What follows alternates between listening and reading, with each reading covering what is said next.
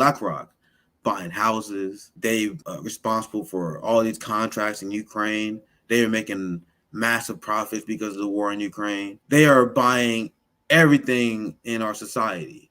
What many people don't understand, and even people who got good takes generally, who are anti-imperialists, but they don't call out capitalism for what it is. They will say stuff like it's corporatism, as if corporatism is not the end result, the leading result of capitalism as predicted by Marx and Lenin.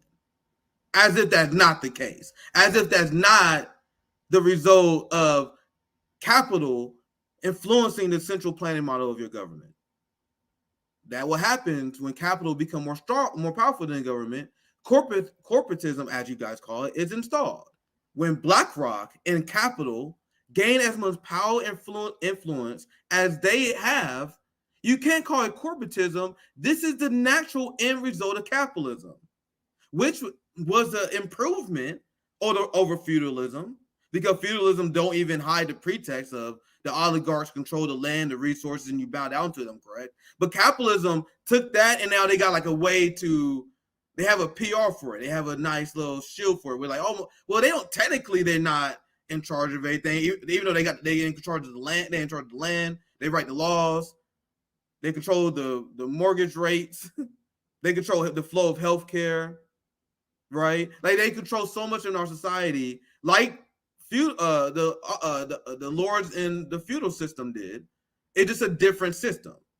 So BlackRock and these oligarchs, they are the new feudal lords. You guys understand? And this was predicted. This is a Marxist analysis. Many people on the right, like the people we show right now, will make this analysis of our system, that we have slimy, corrupt oligarchs. And they call them the deep state, which is a true thing. The right wing is willing to use the term deep state, correct? But who is the deep state made up of? The deep state is made up of a cabal of capitalists. So, of course, capitalists are going to merge together and form teams to expand their power and their profits. Why wouldn't a capitalist do that? That is the result of capitalism. That is what capitalism will lead to, because they have so much power under our system. If we have a dictatorship of the proletariat, if we seize the means of production, that cuts the head off the dragon. There are a lot of people who talk about good a game on this, but your solution does not solve the problem if you still allow the free market capitalists to dominate our system.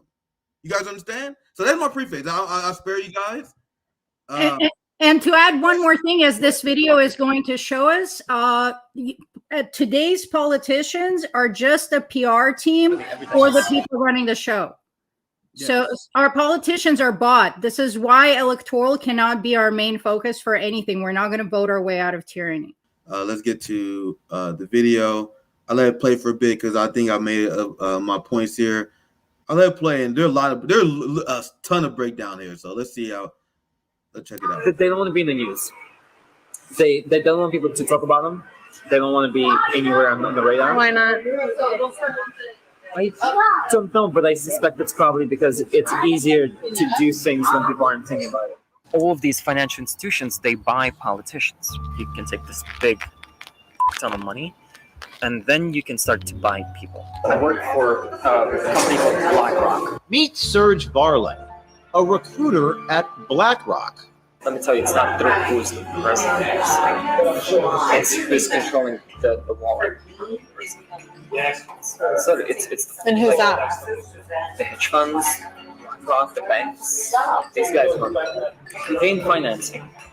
Yep, you can buy your candidates. And obviously, we have the system in place. First, there's the senators. And these guys are rich. You got 10 grand, you can buy a senator. I can give you 500K right now. No questions asked. Yeah. I did it to you. It's done. Does everybody do that? Does BlackRock do that? It doesn't matter who wins. You're so right. They're my pocket at this point. Here's Serge Varley on how good war is for BlackRock's business. Do you have any thoughts on the? Now, before I get to this segment, because I think that's a good time to stop and break down what we just heard. He explained how easy it is just to buy a politician. And this is why I told you guys, under a system where capital is so dominant, where the proletariat don't have harsh restraints on the capitalist class, what stops the capitalists from buying the ruling class off, the government off, when the capitalist is more stronger, when they have more power than the government? So let's say you have your right-wing populist revolution, right? Let's say you get your capitalists in. Let's say you get your Ron DeSantis in. Let's say you get your Donald Trump in. There's nothing under this system that's going to prevent them from being bought off and sold off, which is why Donald Trump continued to execute Julian Assange. That's why Donald Trump continued sanctions. That's why Donald Trump continued to be a puppet of the military-industrial complex, because those motherfuckers is more powerful than he is. You guys understand? That's why the squad and Bernie Sanders, their ass sells out. Because you guys think you're going to elect someone that's going to change the system from within when the capital is more powerful than the government structures. So you get progressives in, and then the military-industrial complex telling them to vote for the war in Ukraine, and they're not asking no goddamn questions. AIPAC tell them to be progressive except Palestine. Maxwell Frost is excited to sell out. RFK not going to challenge AIPAC. He said, fuck that shit. I'm anti-establishment, but I'm not going to fight AIPAC. That's because AIPAC and capital is more powerful than RFK. And anyone who can challenge the system, anyone who running as a Democrat, has no chance over private capital. Zoya, anything you want to chime in before we continue the video? Because now they're going to get to war. We can do it one segment at a time. No, let's keep going. Yeah, let's. I'm going to play the whole segments, and then we do a breakdown afterwards. So now this is the part you guys know. I'm a big foreign policy head. So this is the part that is most interesting to me. Capitalism, imperialism, they are twins. Marxism, communism is the enemy of imperialism. We got a story today. That's why China is standing for the Palestinians. The DPRK stood for the Palestinians for decades. Lula and many real anti-imperialist fighters stand up for Cuba. The DPRK, China, Russia stand up for Cuba. The imperialist capitalist nations support the suppression, the blockades of Cuba. They support the United States trying to overthrow Venezuela and sanctions. You guys see how imperialism is the highest form of capitalism. They are extremely, extremely related. And that is what this next segment is going to cover. So I am glad that right-wing media is covering this stuff. This is fantastic. Fantastic. Do not let a shit lib convince you otherwise. Don't let a shit lib make you feel bad because you're watching a right-wing source exposing corruption. Because it's a shame they're not doing it. I just want right-wingers to be able to reconcile their love of capitalism that leads to this, that leads directly to this. So let's continue. Yeah, no questions asked. Yeah. Identity is done. Does like everybody do that? Does BlackRock do that? It doesn't matter who wins. You're so right. They're my pocket. Here's Serge Varley on how good war is for BlackRock's business. Do you have any thoughts on the Ukraine-Russia war? Yeah, I mean, I do have thoughts. What are they? Ukraine is good for business. You know, right? I'll give an example. Russia blows up Ukraine's grain silos. The price of wheat's going to go mad up. Ukrainian economy is tied very largely to the wheat market, global wheat market. Prices of bread, literally everything it goes up and down. This is fantastic if you're trading. Volatility creates opportunity to make profits. War is great. Hey, capitalism, is this your system? Capitalism, is this your boy? So if you're on the right and if you're a sympathizer of capitalism, do you think this guy in BlackRock is unique? Yes, he got exposed. You think this is a unique train of thought for an average investor capitalist? This is what we actually could call as disaster capitalism, how capitalism thrives on instability, chaos, and disorder, which is why standing for such a system is absurd to me. So anyway, I let the video play. Sorry. Well, good for business. It's exciting when goes wrong, right? BlackRock manages 20 trillion. It's incomprehensible numbers. BlackRock's Serge Varley says all of this is above a normal person's. So I think they finished the Ukraine part, so I'll dive in here and I'll let the next segment play. You guys see how he mentions how Ukraine is good for business. Let's see if I find a screenshot here. Here, actually, Russia war? Yeah, I mean, I do have thoughts. What are they? Ukraine is good for business. Ukraine is good for business. You know that, right? Meanwhile, the deeply serious thinkers among the NATO left, like Marianne Williamson, she truly believes that the United States and BlackRock is in Ukraine out of the kindness of their hearts. That is what morons like Marianne Williamson and Bernie Sanders and Matt Duss truly believe. So in the next segment of the show, he says, yeah, it's not a big deal because this is beyond most people. And the tragic thing is he is correct. This is beyond Marianne Williamson. This is an analysis that Marianne Williamson does not and will never understand. She will not connect the influence of capital, the influence of BlackRock in the military-industrial complex on United States interests in Ukraine and provoking Russia. But she thinks she's anti-capitalist. Bernie Sanders thinks he is socialist, but he can't connect the influence of capital in this war? You guys understand the disdain I have for these people? They are a joke that no comedian can write. No comedian can write this shit. Because he's about to clown their ass in the next segment. He's about to clown them. He's literally talking about Bernie Sanders. He's literally talking about Jordan Chariton, who calls people like Max Blumenthal and Aaron Mate Russian puppets because they get the issue correct. Jordan Chariton for Status Quo called Jimmy Dore, Max Blumenthal, Aaron Mate because they call out the military-industrial complex influence on the war. So the NATO left, the dumb left, like Jordan Chariton, Sam Cedar, Bernie Sanders, AOC, this BlackRock guy calls them out directly. So I'll let it play to that point. You guys can see what I'm talking about. You know, right? I'll give an example. Russia blows up Ukraine's grain silos. Price of wheat's gonna go mad up. Ukrainian economy is tied very largely to the wheat market, global wheat market. Prices of bread, literally everything goes up and down. This is fantastic if you're trading. Volatility creates opportunity to make profits. War is real good for business. It's exciting when goes wrong, right? BlackRock manages 20 trillion. It's incomprehensible numbers. BlackRock Serge Varley says all of this is above a normal person's understanding. You're like an undercover reporter. I don't know. Normal people don't give a shit. This is beyond them. He's talking about Marianne Williamson. He's talking about Bernie Sanders. The influence of the military-industrial complex in Ukraine is beyond Jordan Chariton and the NATO left. He is making fun of them, not me, not Zoya. We see through you guys. He's making fun of the NATO left who think they're better than us. Jordan Chariton thinks he's better than us.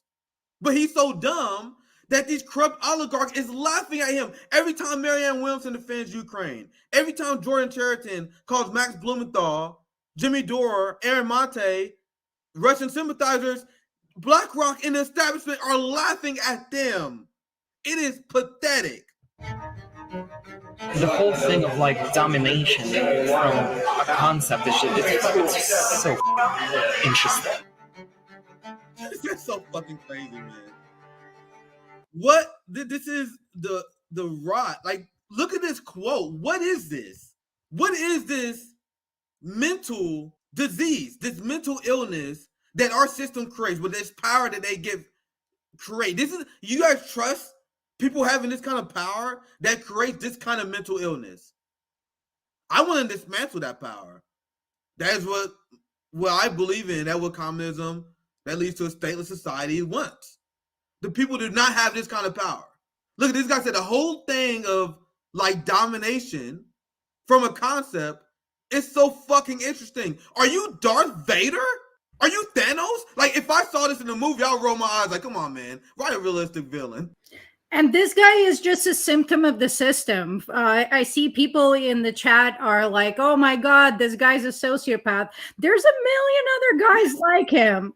You know, and he better start tweeting out that he's not suicidal or something, because after BlackRock finds out about this video, the guy's about to have an accident or something. Hillary better not see this video. So I'll play a few more minutes, and you guys can always check out the full video. But I'll let it play for quite a bit before we end the segment here. So interesting.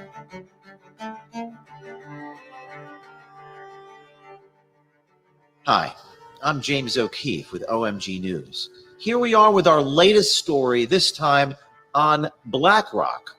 So that part was the kind of the compilation, but I'll let the beginning play a little bit. One of the world's leading asset and investment managers, which owns significant shares of companies like Amazon, Microsoft, Anheuser-Busch, Meta, Target, Procter & Gamble, Comcast, CNN, Fox, and yes, Pfizer. So you people who apologize for capitalism, you call this corporatism. My answer is what policy that you guys have that maintain this your goal of having a free market capitalist system that prevents this from happening.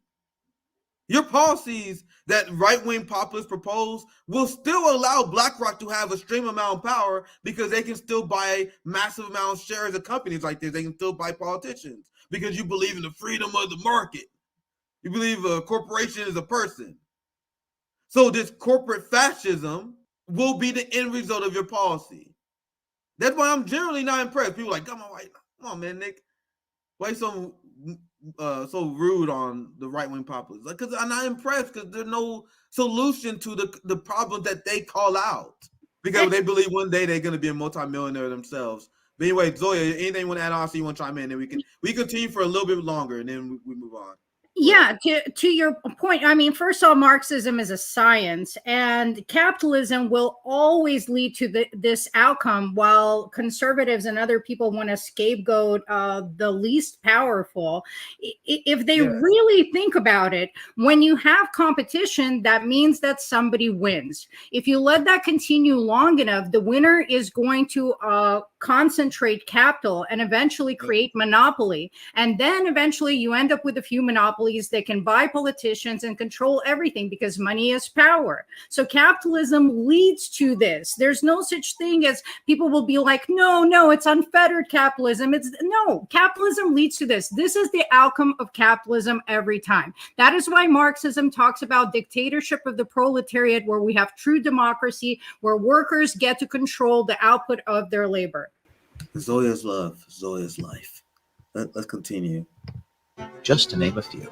At OMG, we do not shy away from exposing powerful companies. Actually, I think that's good, because you guys saw the beginning of the summary, and then he explains what BlackRock owes. I think that's a good coverage of the video, just for the sake of time. If you guys want to check out the full video, it's around 12 minutes long. You can see the full interview. The highlights actually does a good job of covering everything that I want to. So there's quite if we go through all the receipts on BlackRock and the influence on our government, this will be forever. But I want to show you guys just how much BlackRock influenced our system. The war that all the progressive support, that all our establishment, the Uniparty supports without question, that the right, the left, and the red-blue gang come together and support. Don't get twisted just because Tucker Carlson and Matt Gaetz and a few people, because everyone in the establishment for Ukraine war, because BlackRock is for the Ukraine war. BlackRock gets $500 billion deal to rebuild Ukraine. What a coincidence. Surely that's a coincidence, Zoya. There's a few more that we can share you. You have BlackRock that massively buying up homes. Let me pull up this receipt. This says BlackRock, JP Morgan Chase are reportedly aiding the Ukrainian government and setting up a reconstruction bank that could see rebuilding projects being heavily invested in by private entities. The Financial Times noted it will cost Ukraine roughly $411 billion to rebuild their country amid the onslaught of attacks by Russia, but the cost is continuing to increase. So guess who's there to profit? That's why the guy in the video said this is great for business. This is fantastic for business. This is very, very telling of our system because this is what happened when capital get the kind of power that they have, where they can just buy up the entire government, all sections of the government, and make sure they never lose. And now another example of this, if you wonder why there's a war against the homeless that even the Democrats are waging with Gavin Newsom, the TYT left that hates the homeless, right? The Uniparty hates the homeless. They engage in vicious, malicious anti-homeless policies like Eric Adams in New York, once again, Democrat. LA and San Francisco ran by Democrats. In Kansas City, you see anti-homeless architecture everywhere. Kansas City is ran by Democrats. The Black Congressional Caucus dominates politically here. So the Uniparty hates the homeless, and they support real estate developers and landlords because BlackRock is the biggest landlord in our country. One of the biggest landlords, I would say, just to be safe here. But you see here, is BlackRock buying all of the houses? And the question, yes, BlackRock now manages more than $10 trillion in assets. And to that point, obviously BlackRock is making housing completely unaffordable. And today I read a statistic which was surprising even to me, that in California, half of the unhoused are over 50 years old. And a nationwide statistic is that 40% of unhoused people have jobs. This is where this system has led us. Yeah. So this is what I'll share as well. Why is BlackRock buying up single family homes? A look at the hidden truth. So there's a lot of reporting about this. What's funny is I can show you guys that when you Google this, look at the influence of BlackRock. Look at this. I put BlackRock and houses, and look at the first 3 results that Google put up there. Investment firms aren't buying all the houses. Wall Street isn't to blame for the chaotic housing market. The Atlantic, BlackRock is not ruining the U.S. housing market. Don't worry, peasants. That's the first 3 results on Google. I'm sure that's a coincidence. The first articles defending BlackRock. You guys think that's a coincidence? BlackRock bought our system. Capitalists bought our system. And unless we seize the means of production, even if we get rid of BlackRock, another BlackRock will emerge. You guys understand? Yes, there's the Vanguard group, which is second to BlackRock. You get rid of BlackRock, then Vanguard is just going to take over. And if you can click on that article, Nick, it talks to your point of kind of how that happened.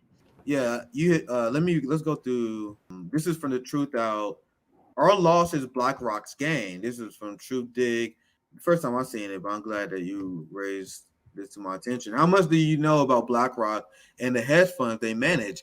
Better bone up fast now that the folks at BlackRock are calling the shots in the government $1 trillion bailout program. BlackRock execs are now directing key elements of the government program at a time where they stand to reap great profits from the fallout of a problem they helped to create.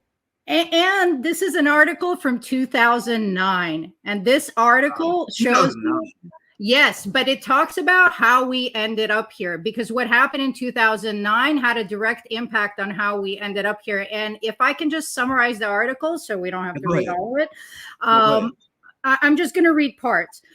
So how much do you know about BlackRock and the hedge funds they manage? Better bone up fast now that folks at BlackRock are calling the shots in government's $1 trillion bailout program. As both the New York Times and Wall Street Journal reported, BlackRock execs are now directing key elements of the government program at a time when they stand to reap great profits from the fallout of the problem they helped create. The U.S. picked BlackRock to manage the assets once controlled by AIG and Bear Stearns to analyze the assets of Freddie Mac and Morgan Stanley. And as if that were not enough on its plate, the Treasury Department is widely expected to select BlackRock to be one of the few firms trusted with using taxpayer dollars to buy toxic assets from the banks, then resell them in a process that presents enormous conflicts of interest. Confused? You're supposed to be. That's the point of a successful hedge fund, a totally unregulated activity in which very rich people pool their money in order to more effectively rip off the rest of us. And BlackRock is at the top of that game, managing 1.3 trillion in assets. Now it's 20 trillion, guys. But in this round, the stakes are far higher because BlackRock, which did a great deal to cause the economic meltdown, has now been put in charge of the government recovery effort. And that basically just exposes the entire problem. So this is 2009. almost 15 years ago. And look at how giving them all this power has elevated them to this monarchy status, has allowed them to hog all of these resources and just do as they please on the market, which is totally corrupt. It's a rigged game. It's like a casino, and the house always wins and we always lose. Zoya's love, Zoya's life. Well said. Let's I think we did a good job breaking that down. Let's get to the next segment here. We about an hour in, almost. Make sure you guys like the video if you haven't already. It increases the visibility. We are already a heavily suppressed channel, so that helps out a lot. If you guys enjoy the thumbnails, and you guys want to support Aaron, who helps us out with that, because honestly, imaging and that kind of promotion is beyond me. That was Zoya know me because Zoya followed me for a while. Back in the day, I used to just fuck. I'll just put whatever thumbnail YouTube put up. I didn't give a fuck because I'm like, man, that's not my thing. So Aaron helped us out tremendously, guys. So we want to make sure she's taken care of. We will give her a split of the Patreon as well, because we want to make sure that everyone is paid their fair labor value the best we can. So that's why we ask you guys to support our Patreon, help our brothers like JB out, help our labor. That's essentially what we are asking of. So if you enjoy this content, consider dropping $3 a month on Patreon. We would definitely appreciate that. Our next story, I'm gonna show you guys some more evidence of what I was saying earlier regarding